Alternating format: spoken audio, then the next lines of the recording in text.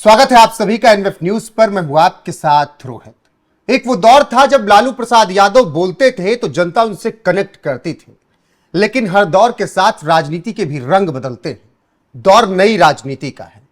क्या उस नई राजनीति को तेजस्वी यादव पकड़ नहीं पा रहे हैं, ठीक वैसे ही जैसे राहुल गांधी नहीं पकड़ पा रहे हैं, अखिलेश यादव नहीं पकड़ पा रहे हैं? आखिर जो जातीय समीकरण बनता था बिहार में और लालू यादव के समर्थन में पूरी तरीके से वोट हो जाता था, क्या उस समीकरण को तेजस्वी नहीं पकड़ पा रहे हैं? आखिर विरासत और नई राजनीति के बीच का यह गैप तेजस्वी भर क्यों नहीं पा रहे? और क्या हार का सबसे बड़ा कारण यही रहा? समझेंगे मेरे साथ। वरिष्ठ पत्रकार पंकज प्रसून बिहार की राजनीति को बखूबी समझते हैं। पंकज जी, वो दौर लालू प्रसाद यादव का 90 वाला, जब जनता बहुत भोली भाली हुआ करती थी, जो बोल दो मान लिया, खैनी अगर बना रहे हो खा लो, तो जनता को लगता था कि अपने बीच का नेता है। आज वो दौर कि तेजस्वी प्रयास तो कर रहे हैं रील बना के युवाओं के साथ कनेक्ट करने का, लेकिन फिर भी नई राजनीति में युवाओं के साथ वो ढल नहीं पा रहे। आपको ऐसा लगता है? मैं ईमानदारी से बताऊं, मुझे ऐसा लगता है कि तेजस्वी की सबसे बड़ी स्ट्रेंथ अगर लालू प्रसाद यादव का बेटा होना है तो उनकी सबसे बड़ी वीकनेस यह है कि जो आरजेडी के कार्यकर्ता और जो विरासत उन्हें मिली है ना, वो मतलब कि बार बार उनको पीछे की ओर खींच दे रही है। इसी बार के चुनाव प्रचार के दौरान देख लीजिए, जब हम अलग अलग भोजपुरी गाने उस वक्त सुनते हैं कि यादव जी के रंगदारी आ जाए, आवेद भैया के सरकार में तो कट्टा सटा के घर से उठा लेंगे, या इस तरह का जब ये क्या अहिराने के चली, इस तरह का गाना जो बनता है ना, तो मुझे ऐसा लगता है यार कि जब मैं बिहार में हूं तो मुझे, मेरे बहुत सारे दोस्त हैं यादव परिवार के, वो अच्छे लोग हैं, शरीफ, इज्जत करेंगे, और फिर उनके घर में जाइएगा तो आपको बहुत प्यार मिलेगा। लेकिन जैसे ही पॉलिटिकल कुछ आ जाता है तो अचानक वो एग्रेसिव क्यों हो जाते हैं? मतलब कि तुरंत ऐसा लगता है कि नसें फड़फड़ाने लगी, कुछ तो है। और इनकी सबसे बड़ी वीकनेस वही है कार्यकर्ता उस तरह के। कल भी हमने एनएमएफ पे खबर दिखाई थी कि बेलागंज एक जगह है गया में, और वहां पे आरजेडी को वोट नहीं दिया तो दलित, पासवान और कुशवाहा जाति के खेत जला दिए गए, फसल जला दी गई। यार ऐसे करके कैसे वोट आएगा बताइए आप ही। जब चुनाव प्रचार के बीच में जगह जगह अलग अलग जिलों से यह खबर आने लगी कि यहां दलितों को पीटा गया, यहां मारा गया, यहां यह किया गया, तो दलित समाज में कैसा मैसेज गया होगा? आप बताइए ना, इसमें तेजस्वी यादव की गलती है या स्थानीय स्तर पे जो इस तरह के हुड़दंगी कार्यकर्ता हैं? यही तो सवाल है कि क्या जातिवादी छवि जो थी वो तेजस्वी को भारी पड़ गई? उसमें मैं 2-3 चीज और ऐड करूंगा। गाना बन रहा था जिसका जिक्र आपने किया, जातिवादी छवि नहीं, हाँ, उनकी पार्टी के कार्यकर्ताओं का हुड़दंग नहीं, वो जो गाना बन रहा, चलिए बना दिया, उसको तेजस्वी ने उस पर प्रतिक्रियाएं नहीं दी, उसको गलत नहीं बताया, ये और ज्यादा बड़ा गलत संदेश गया। बिल्कुल। प्रखंड हो या जिला, अहिराने से हिला। अब बताइए कि वो प्रखंड जिला में सिर्फ एक ही जाति की चलेगी तो क्या साइकोलॉजिकल इफेक्ट पड़ता होगा समाज में? इससे डिटैच कर लेना चाहिए था कि हमारा उस तरह के लोगों से कोई मतलब नहीं। या फिर आप अगर बताइए कि कट्टा, बंदूक, ये तेजस्वी ये बात कर रहे थे? नहीं, उनकी पार्टी के कार्यकर्ता, जो छोटे कार्यकर्ता थे, वो इस तरह बात कर रहे थे, मारामारी वो कर रहे थे। इन कार्यकर्ताओं ने तेजस्वी यादव को हराने में एक महत्वपूर्ण भूमिका निभाई है। मैं आपको सही बात बता रहा हूं। दूसरी बात जो तेजस्वी यादव शायद नहीं कर पा रहे हैं, प्रयास बहुत कर रहे हैं, A to Z पार्टी बोलते हैं, उन्होंने टिकट भी इस बार हर जाति वर्ग को दिया और साथ में उन भूमिहारों को भी दिया जो उनके कट्टर दुश्मन माने जाते हैं। लेकिन दिया तो जरूर, लेकिन पार्टी के ही कोई बड़े नेता, मैं मंगनीलाल मंडल का एक बयान सुना था, वो भूरा बाल बता रहे थे अपने कार्यकर्ताओं को कि भूरा बाल साफ करो का मतलब क्या है। या रजौली में आरजेडी के मंच से एक नेता भूरा बाल साफ करो का नारा दे रहे थे।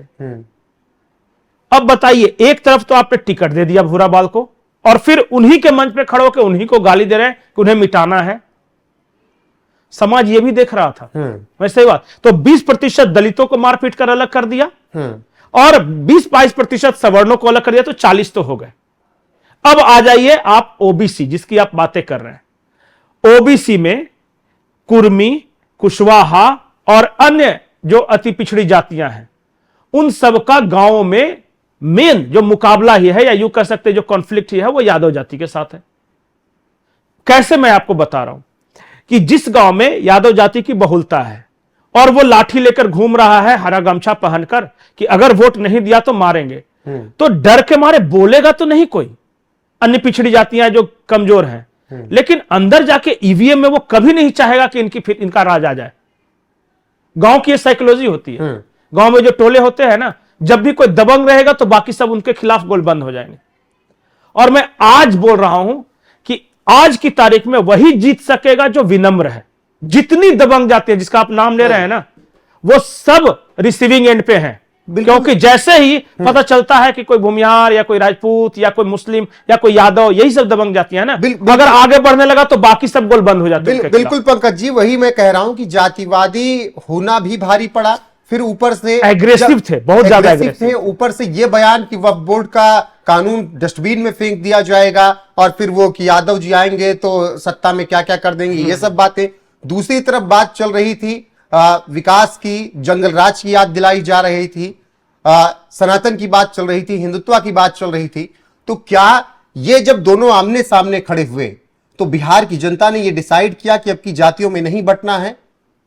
नहीं, बाकी लोग डर गए। जो आदमी 2-3 महीना पहले भी सोच रहा था कि इस बार थोड़ा बदलाव करके देखते हैं, या तेजस्वी को मौका करके देके देखते हैं, वो भी जब इन हरकतों को देखने लगा ना चारों तरफ, तो समझ गया कि अरे बाप, ये अगर सत्ता में नहीं है तब तो इनका ये तेवर है, अगर ये पावर में आ गए तब क्या तेवर होगा इनका। मैं आपको एक साधारण से उदाहरण से बताता हूं। उत्तर प्रदेश का उदाहरण है, बड़ा गौर से सुनिएगा। पिछले विधानसभा चुनाव के दौरान ब्राह्मण और ठाकुर मतदाता नाराज थे। राजपूतों के खिलाफ गुजरात के किसी एक नेता ने कुछ बयान दे दिया था और ब्राह्मण नाराज थे। पूर्वांचल की मैं बात कर रहा हूं। पूर्वांचल में लग रहा था कि ये सब नहीं देंगे, इस बार मामला गड़बड़ा जाएगा।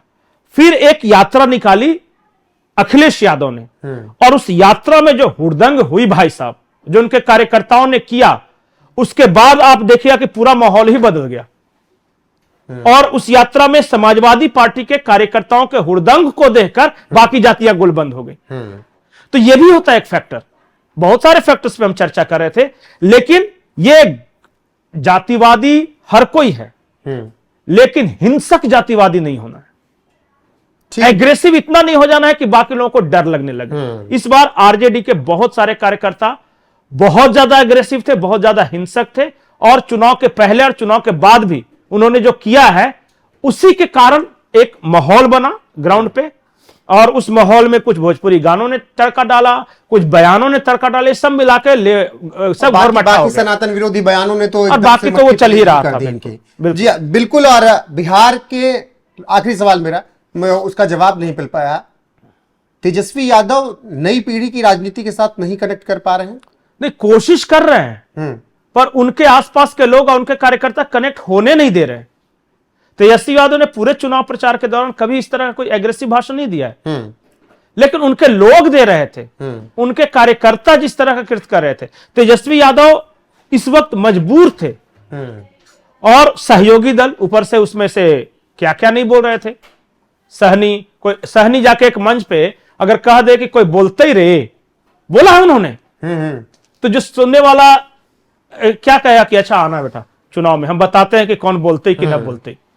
ये भी होता है ना रिएक्शन। ठीक है। तो फिलहाल तेजस्वी यादव को जातिवादी राजनीति भारी पड़ी, अगर इस चर्चा को विस्तार से समझे तो, और दूसरी तरफ सनातन का अपमान करना, और फिर जिस तरीके एक बात तो मैं कहूंगा कि तेजस्वी ने रणनीतिक भूल वहीं पे कर दी जब उन्होंने पत्रकारों को गाली देना शुरू किया, और ओसामा साहब जिंदाबाद के नारे लगाए, बिल्कुल साहबुद्दीन जिंदाबाद के नारे, बिल्कुल। और जनता ने फिर वो दौर याद कर लिया ना, मिस्टेक कैसा रहा, वो मिस्टेक था। और नई पीढ़ी की राजनीति से तेजस्वी कनेक्ट नहीं कर पा रहे हैं अभी।